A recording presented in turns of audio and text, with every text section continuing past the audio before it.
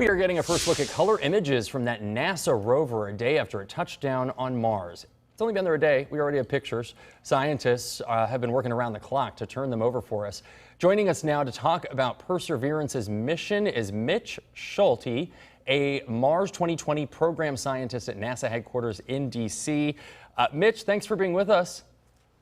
My pleasure. Good evening. So first, congratulations. The so-called 7 minutes of terror, the landing where you don't have any control, went beautifully.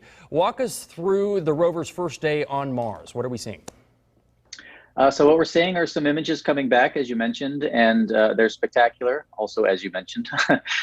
So we've finally got some great imagery of the rover as it's actually being lowered on the sky crane, which was one of the images they showed today during the press conference.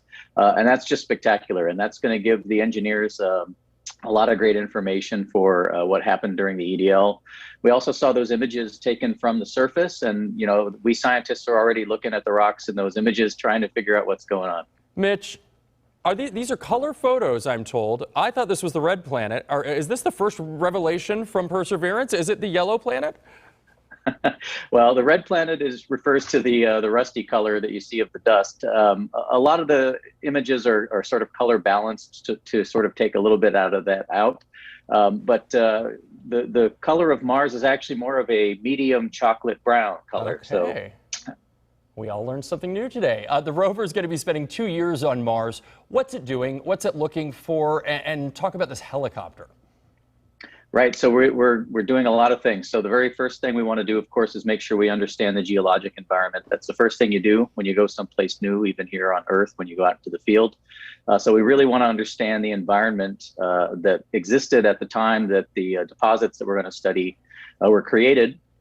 We're also, of course, very interested in looking for the very first time in the evidence of the rocks at the surface for signs that life might have left behind. This is was a watery environment 3.5 billion years ago. And of course, here on Earth, liquid water, most places where there's liquid water, there's life in it. And so this would be a great place to look for that evidence of life. And of course, to that end, we're also going to be collecting core samples that we're working on plans to return to Earth so we can really study those in more detail in laboratories here. The helicopter is one of the first things that we'll actually be doing. It's the very first time that we're going to try and fly something aerodynamically on another planet. So, we fly things with rockets all the time, but we've never really done it with an aircraft. Just an incredible mission.